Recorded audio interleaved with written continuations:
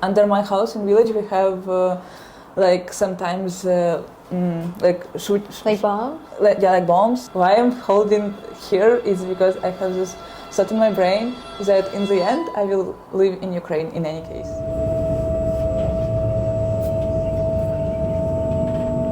So we flew into Lisbon, Portugal, and we are arriving now in Porto by train. We are getting picked up by someone that I met online through couch surfing. She is originally from Ukraine and has been living in Porto for a little bit. I'm hoping to get to know her and explore Porto, and maybe I'm kind of interested in asking her a little bit about her experience, you know, being from Ukraine right now and what that feels like. Chegamos ao nosso destino. Esperamos ter o prazer de os ver. They just give us a little apartment tour. This is our room. It's currently 11 in the morning and they made us some breakfast, so we're gonna go do that. Thank you. In Portuguese it's bom proveito. I'm from Puerto Rico and yeah, we say the same thing. Buen provecho. Really? Yeah. So you want to go to the beach, you want to go to the center, what you want to do? Anywhere. There's a lot of people surfing, which is really cool because the water is cold, but people are still out here surfing. But we're gonna go check out this castle that's like right across.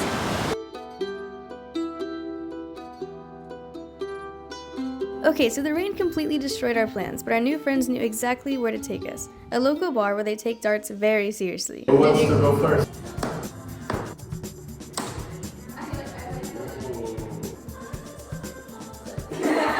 They tried to teach us, but keyword tried, because China absolutely destroyed them.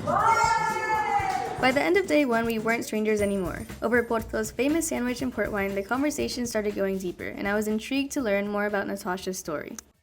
So for those who know me, they know that I love cereal, and I saw this at the grocery store yesterday and I wanted to try it to see if it's like as sugary as American cereal. Off the bat, I can say that it is crunchier.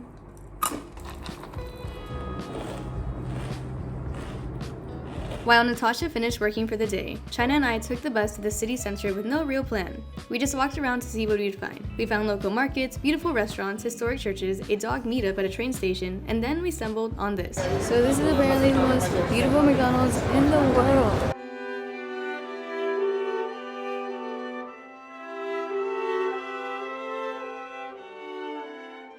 From there, Natasha took us to more of her favorite places, and the more we walked, the more random things we learned about each other, like her obsession with drones and seagulls. Why do you like birds so much?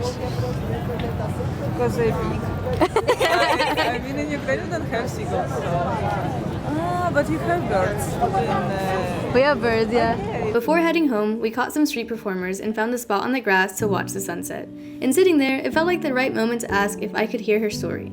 What it means to be Ukrainian, living here while the war is happening back home. Okay, I'm Natasha and I'm from Ukraine. Nice to meet you, whoever is watching it. When you moved to Portugal, you were in Lisbon? Yeah, I moved to Portugal, to Lisbon, because of the war and because I had close friends there. And it was very easier for me mentally. And also I found a host who wanted to help some Ukrainian person, and he offered a room for 6 months for free. Wow. And I was like really thankful to him, and I like went for it because I thought it's for a couple of months and then I will leave. So it's now been 3 years. I went for 6 months to Latin America, for some months to Ukraine. Like I'm just coming here, being here until something happens in life, so I go. Yeah, so I guess at what point did, like, what was, like, was there a specific moment where you were like, okay, I need to leave Ukraine?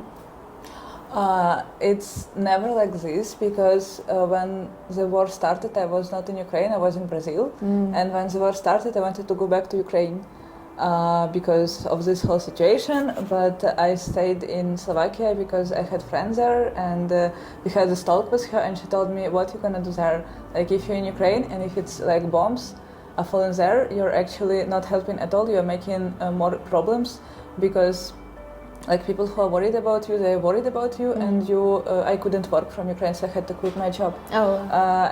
Like I wouldn't make money, and I wouldn't help neither to Ukraine nor to my family. And she like put it in the way that it makes sense. Yeah. And I stayed in Slovakia, and then I went to Portugal. So I have moments like I have to go to Ukraine, but I don't have moments I have to leave Ukraine because why I'm holding here is because I have this thought in my brain that in the end I will live in Ukraine in any case. Like I'm here just because whatever. Like, but in the end I'm living there. What are those moments where you're like, oh, I need to go back right now? Mostly it's I'm fucking homesick as hell because everything is shitty. People are shitty. Food is shitty. Weather is shitty. Where is my normal thing?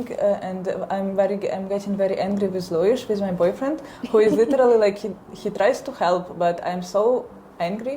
And when I go to his family parties, I cry in the toilet because I'm fucking homesick. And then I'm like, you have to go home. It's fine. Yeah. Like, but yes, it's very hard to handle his happy family when I know what's going on with my family. Like, this is super red flag for me. I cannot hold myself. So these are moments I have to go home.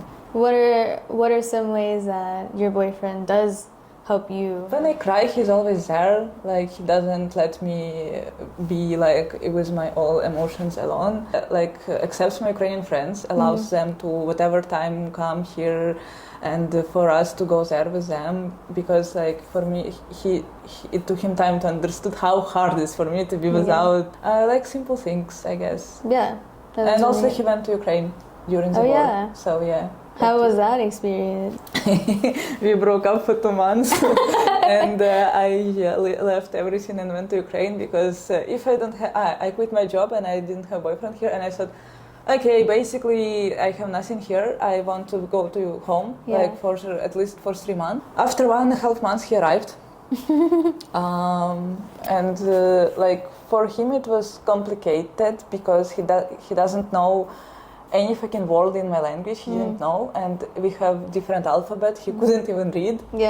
And I was always working because I already found a new job. So it was like basically my family tried to talk to him and everything. But yes, he made an effort, so it's like...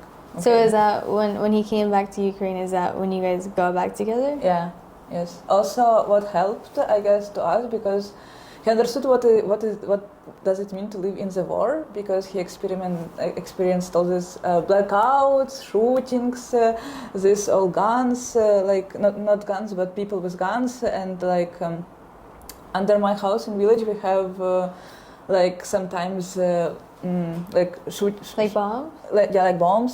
They try to shoot the bombs like in this nearby area. So he was hearing all that shit with me at night. So I think that helped, because before that he didn't understand. And so you said your family is still in Ukraine, and so are they experiencing all of that every day, all the time?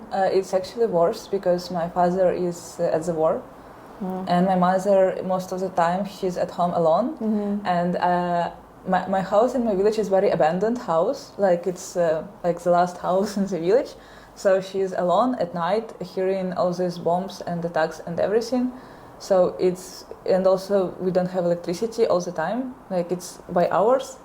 So it's super shitty, and sometimes she doesn't have even connection to talk to me. Do you think that like your mom would she also want to leave while the war is happening, or is that not?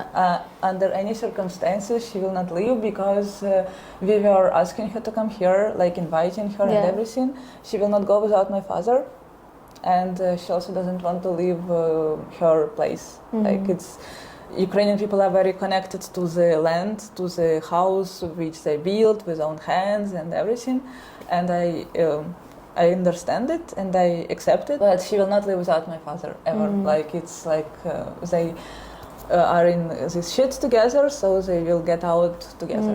In the middle of our interview, Natasha's close friend stopped by, another Ukrainian living in Portugal because of the war. It turned into a group conversation, and I had to ask them about the headline dominating American news at the time. Ukraine's president had just showed up to the White House without a suit, and the Trump administration had made it a whole thing. president goes with a suit to other country, it shows that we are okay, we are fine. And if he goes in this simple clothes, it shows that we are fucked. Yeah.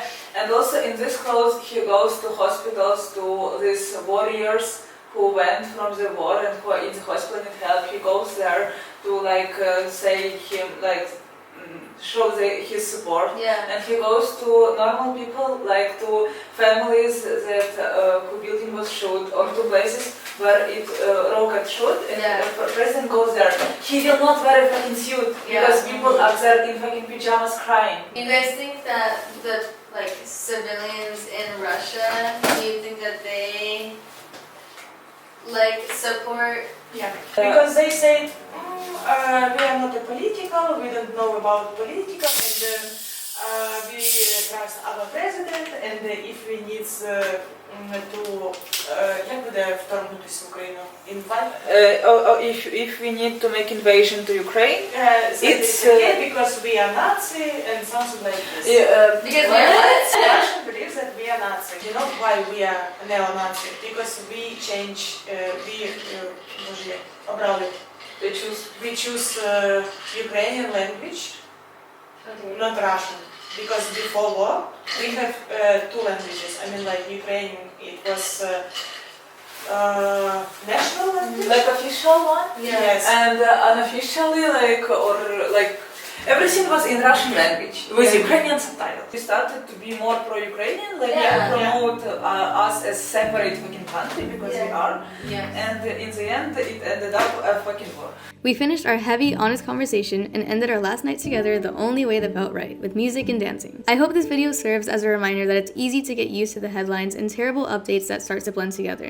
But that's exactly when we need to remember that behind every number, every news story, there are real people being affected. People like Natasha and her friend. So thank you, Natasha, for everything. I've left links below to Ukrainian relief organizations, and if you want to support Natasha directly, there's a link for that too. Thanks for watching.